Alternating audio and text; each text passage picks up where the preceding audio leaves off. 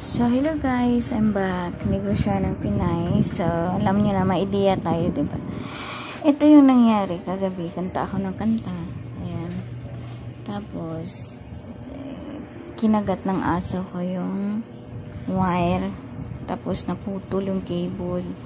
Yan ang ginawa ko. Siyempre, sayang naman kung bibili pa ako uli, diba? So, ang ginawa ko, ito yung pinaka main na wire, napakapino po sa loob ng wire, ng cable ng microphone nyo, tsaka ito yung ground.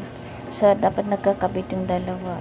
So ginawa ko, kinat ko yung dalawa, tsaka kinabit ko ulit. Wala naman akong ibang gamit, so ito lang, electrical tape, at tsaka yung gunting, at tsaka ito yung cut ng empty bottles ng soft drinks, diba? So, gagawin nyo, kabit nyo lang sa uli. Ayan, tumunog na. Try ko ha. Ayan. Hello. O, diba? Success na. Ayan, yung speaker. Hello. Hello. See? Successfully. So, hindi na ako bibili uli ng mic. Diba? Sayang din kasi yung pera. Tsaka, simple lang naman. Patient lang. Kasi, hindi naman tayo electrician, pero at least naka-idea tayo. Wala din akong tester. Kaya, ayun. Ito lang yung ginawa ko. Kabit nyo lang siya ulit.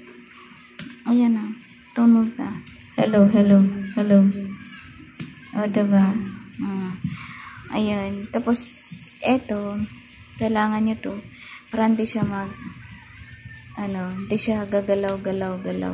Diba? Pag bunutin nyo, pag pumunta kayo, hindi, syempre, ilig tayong kumanta kaya sayang din.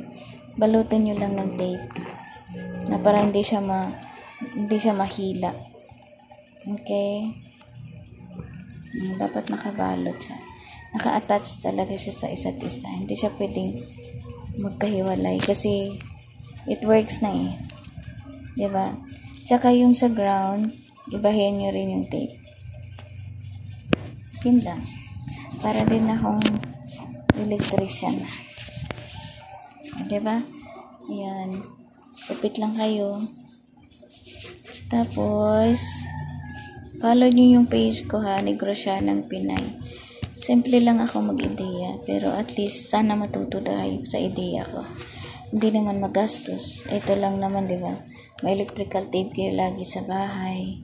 Hindi na kayo bibili ng microphone. Kung masira man. Kasi, kinagat ng aso ko. Kaya nga ako, bakit nawala yung connection ng microphone? Kaya yung tiningnan ko, ayun na palang nangyari.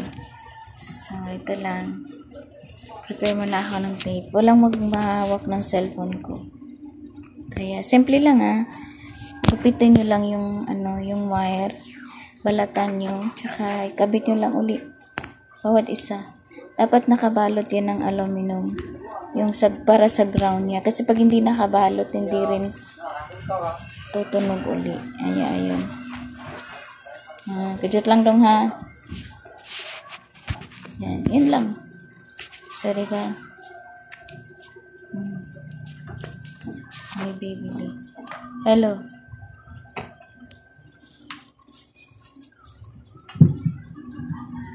Hello. So, diba? Gumana ulit. Hello. Ayan. So, see you guys. Yan lang. Simple lang. Diba? Sana matuto kayo.